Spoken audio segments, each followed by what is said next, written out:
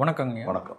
இன்று டீலிமிட்டேஷன் பற்றி காங்கிரஸ் மூத்த தலைவர் திரு பீட்டர் அல்ஃபோன்ஸ் ஐயா அவர்களிடம் ஒரு இன்டர்வியூ.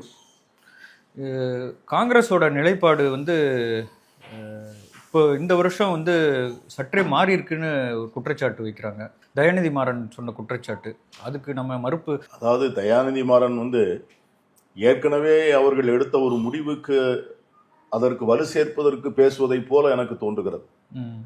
அதாவது ஏற்கனவே நாம் சொன்ன டீலிமிட்டேஷனை பற்றி சொன்னவைகள் எல்லாம் நாடாளுமன்றத்திலே அவர்கள் தாக்கல் செய்த மசோதாவுக்கு முன்பு நடந்தவை. அப்பொழுதுதான் நம்ம ஃபேர் டீலிமிட்டேஷன் அதை பற்றிலாம் நம்ம பேசணும். ஆனா மோடி அண்ட் அமித்ஷாவிடம் இருந்து அப்படிப்பட்ட ஒரு ஃபேர் டீலிமிட்டேஷன் என்றுமே கிடைக்காது என்பது அவர்கள் எப்பொழுது நாடாளுமன்றத்திலே அந்த மசோதாவை தாக்கல் செய்தார்களோ அன்னைக்கே நமக்கு தெரிஞ்சு போச்சு அவங்களுடைய மனதில் என்ன இருக்கிறது என்று சொல்லி. அதை நம்ம தோலுரித்து காண்பித்த பிறகுதான் அமித்ஷா உடையாந்து இல்ல நான் 50% எப்பவுமே கொண்டாந்துடுறேன், 1 மணி நேரம் பொறுங்க அப்படின்னு சொல்லி அவர் ரொம்ப அசிங்கப்பட்டு போனார். அதுல நாம் இவர்களிடம் இருந்து எந்த ஃபேர்னஸ், அதாவது ஒரு நீதி நியாயம் எல்லோரையும் அரவணைத்துக் கொள்ள கூடிய ஒரு மனப்பாங்கை மோடியிடம் இருந்தும் அமித்ஷாவிடம் இருந்தும் ஒரு நாளும் தென்னிந்திய மக்கள் எதிர்பார்க்க முடியாது. அதை அரசியல் சாசன சட்ட திருத்தத்தின் மூலமாகத்தான் நம்முடைய உரிமைகளை நாம் உறுதி செய்ய கொள்ள வேண்டும். அந்த அரசியல் சாசன சட்ட உரிமை நமக்கு தரப்படவில்லை என்று சொன்னால் இந்நேரம் நாம் எல்லாரும் இதற்குள்ள நாம் 2ஆம் தர குடிமக்களாக ஏற்கனவே மாறி இருப்போம். அன்னை இந்திரா காந்தி அவர்கள் 25 ஆண்டுகள் இந்த மக்கள் தொகை சரிசமமாக்கப்படுகின்ற வரை இந்த நிலை தொடரும் என்று அவர்கள் எடுத்த அந்த முடிவு, அதற்கு அடுத்து அடல் பிஹாரி வாஜ்பாய் அவர்கள் அன்றைக்கு இருந்த காங்கிரஸ் கொண்ட கட்சிகள் கொடுத்த அழுத்தம், மாநில கட்சிகள் கொடுத்த அழுத்தத்தின் காரணமாக அவர் எடுத்த 25 ஆண்டுகளின் முடிவுகளின் காரணமாகத்தான் நாம் இன்று பாதுகாப்பாக இருக்கிறோம். இந்த அரசியல் சாசன சட்ட திருத்தம் மட்டும் இல்லைன்னு வச்சுங்க, மோடி என்றைக்கு பிரதமர் ஆனாரோ அன்றைக்கே நம்முடைய நிலைமை முடிஞ்சிருக்கும். போன தேர்தலையே அவர் இதை பண்ணியிருப்பார். அந்த அரசியல் சாசன சட்ட பாதுகாப்பு நமக்கு இருக்க போய்தான் மோடியால் நம்மை கை வைக்க முடியல. இப்ப அவங்க என்ன நினைக்கிறாங்கன்னா, அரசியல் சாசன சட்டத்தை இந்த தேசம் ஒன்றாக இருப்பதற்காக நம்முடைய முன்னோர்கள் ஏற்பாடு செய்த மகத்தான கருவி என்று அவர் நினைக்கல. மாறாக என்ன நினைக்கிறாங்கன்னா, அவங்களுடைய தவறான கொள்கைகளை அமுல்படுத்துவதற்கு இருக்கின்ற தடையாக அரசியல் சாசன சட்டத்தை பார்க்கிறாங்க. ஆகவேதான் அரசியல் சாசன சட்டத்தை உள்ளே நுழைஞ்சு அதை உடைச்சு தூர எரிஞ்சுட்டா தன்னை கேட்பதற்கு ஆள் கிடையாது, தங்களை யாரும் கட்டுப்படுத்த முடியாது, நாம் நினைத்ததெல்லாம் செய்யலாம் என்று அவர்கள் நினைப்பதற்கு காரணம் இன்னைக்கு இந்த அரசியல் சாசன சட்டம் அவர்களுக்கு மேலே ஒரு கத்தி போல தொங்கி கொண்டிருக்கிறது. ஆகவேதான் நாம் ரொம்ப கவனமா இருக்கணும். இப்பொழுது என்ன நினைக்கிறார்கள் என்று சொன்னால், அவர்கள் ஒரு சட்டத்தை அமுல்படுத்துவதன் மூலம் நமக்கு அரசியல் சாசன சட்ட உரிமையாக இருக்கக்கூடிய இந்த தொகுதி மறுவரையை ஒரு மியர் ஸ்டாட்யூட்டரி ரைட்டாக மாற்ற பார்க்கிறார். ஒரு what is a constitutional right, அதை ஒரு ஸ்டாட்யூட்டரி ரைட்டாக மாற்ற பார்க்கிறாங்க. கான்ஸ்டிடியூஷனல் ரைட்டா இருந்தா தான் நமக்கு இது என்றைக்குமே நமக்கு இது பயன் தரக்கூடிய ஒரு ஏற்பாடாக இருக்கும். ஏன்னா இதுல 2/3 மெஜாரிட்டி வேணும். இப்ப இதை ஒரு சாதாரண சட்டமாக இருந்துன்னு வச்சுங்க, இதற்குள்ள பாருங்க பாராளுமன்றத்தில் எதிர்கட்சிகள் இல்லாமலேயே 10 சட்டத்தை இதுவரைக்கும் நிறைவேற்றிருக்காங்க.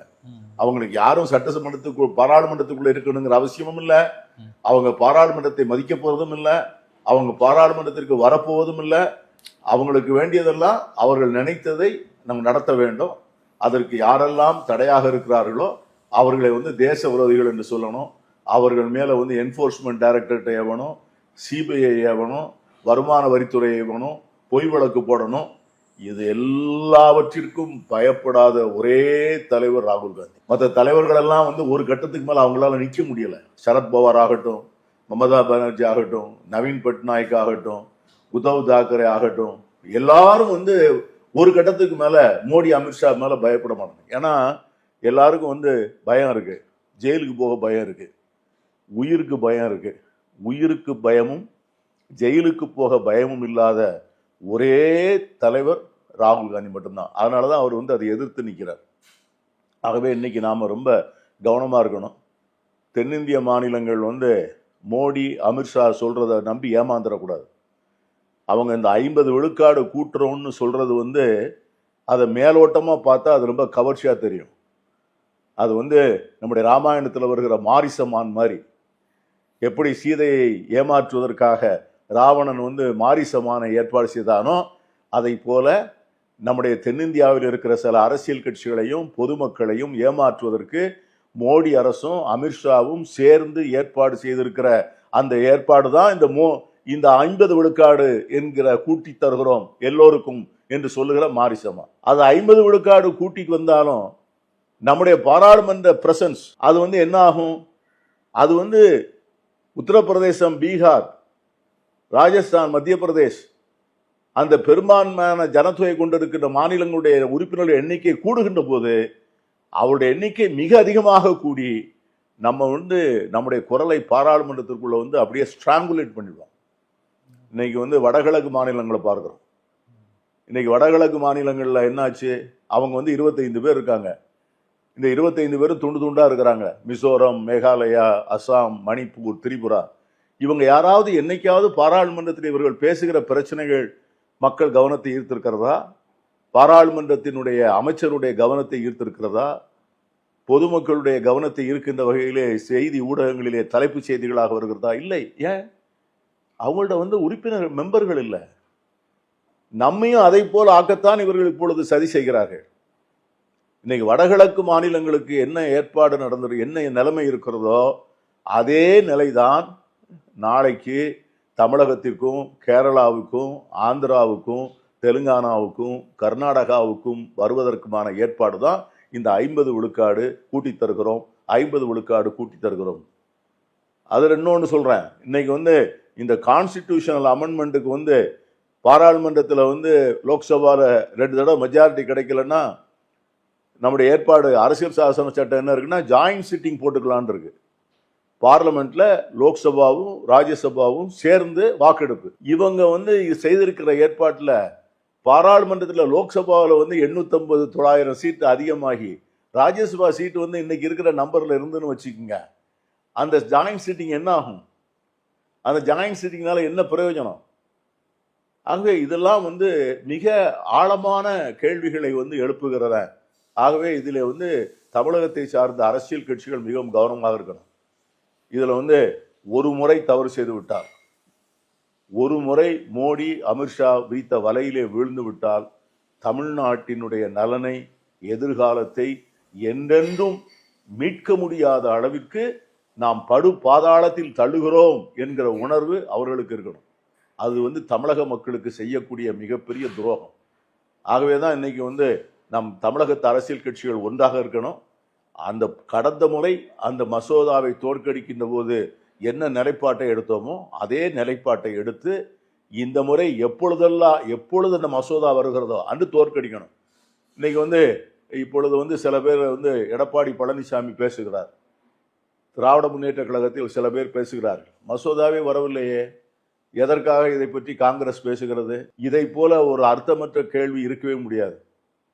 பாஜக அரசு பாராளுமன்றத்திலே மசோதாவையாது முன் அறிவிப்போடு கொண்டு வந்திருக்கிறதா? ஜம்மு காஷ்மீர் மாநிலத்திற்கு 370 எடுக்கின்ற போதும், அந்த மாநில அந்தஸ்தை எடுக்கின்ற போதும் எத்தனை நாட்களுக்கு முன்னால் மசோதாவை கொண்டு வந்தார்கள்?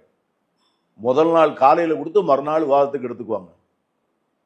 இதை போலதான் அவர்கள் அனைத்து முக்கியமான மசோதாக்களையும் முதல் நாள் கொண்டு வந்து மறுநாள் எடுத்துக்கொள்வார்கள். விவாதத்திற்கு இடமே இருக்காது, கூடி பேசுவதற்கு நேரமே இருக்காது.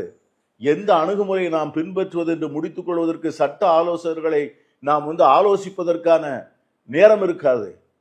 ஆகவேதான் காங்கிரஸ் எச்சரிக்கிறது, அவர்கள் கொண்டு வரக்கூடிய மசோதாவை பற்றி இப்பொழுதே விவாதிக்க வேண்டும், பொதுமக்கள் மத்தியிலே அதை பற்றி விளக்கி சொல்ல வேண்டும். அரசியல் கட்சிகள் அந்த நேரத்தில் என்ன செய்வது என்பது முடிவை இப்பொழுதே எடுத்தால்தான் நாளைக்கு அவர்கள் எந்த நேரத்தில் இந்த மசோதாவை கொண்டு வந்தாலும் நாம் தயாராக இருக்க முடியும். இதை வந்து திராவிட முன்னேற்ற கழகத்துக்கு தெரியாதா? தெரியும்.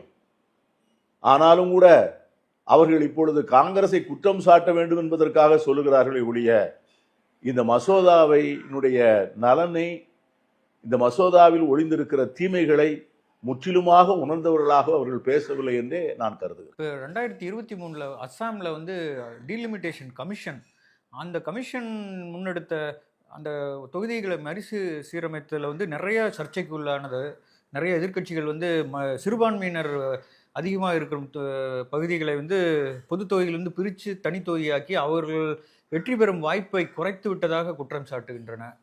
அது மாதிரி இந்தியா ஃபுல்லாக இவங்க பண்ணுறதுக்கு வாய்ப்பு இருக்குன்னு சொல்கிறாங்க. அதாவது இப்போ இப்போ மோடியும் அமித்ஷாவும் இந்த டீலிமிட்டேஷனை கொண்டு வர வேண்டும் என்று நினைப்பதனுடைய முக்கியமான நோக்கமே பாராளுமன்றத்திலே எண்ணிக்கையை வந்து கூட்டணும் என்பது அல்ல, மகளிருக்கான இட ஒதுக்கீடு கொடுக்க வேண்டும் என்பது அல்ல. அவருடைய முக்கியமான நோக்கமே அப்படின்னு கேட்டீங்கன்னா தொகுதிகளை மறுவரை செய்ய வேணும். அதுதான் அவங்களுக்கு இப்ப இருக்கிற ஒரு அவங்களுடைய ஹிடன் அஜெண்டா அதுதான். ஏன்னா அவர்களுக்கு 2029 தேர்தலை அவர்கள் பார்க்கின்ற போது தெரிகிறது, இன்னைக்கு இருக்கிற இந்த நம்பர், இன்னைக்கு இருக்கிற present strength of the Lok Sabha, இன்னைக்கு இருக்கிற தொகுதிகளுடைய வரையறை இப்படியே இருந்தால் தாங்கள் தோற்பது 100 விழுக்காடு உறுதி என்று அவர்களுக்கு தெரியும். ஆகவே அந்த தோல்வியை வந்து எப்படி தவிர்ப்பது என்பதற்காக பலவிதமான குயுக்திகள், ஷார்ட்கட் மெத்தட்ஸ், அதை வந்து கான்ஸ்டிடியூஷன்ங்கிற போர்வையில கொண்டு வருவதற்கு முயற்சிக்கிறாங்க. அதுதான் வந்து இந்த டீலிமிட்டேஷன், மறுவரையறை. இவர்கள் இந்த மறுவரையறை எப்படி செய்வாருங்கிறத நம்ம 2 மாநிலத்துல பார்த்துட்டோம். ஒன்று அசாம், இன்னொன்று காஷ்மீர்.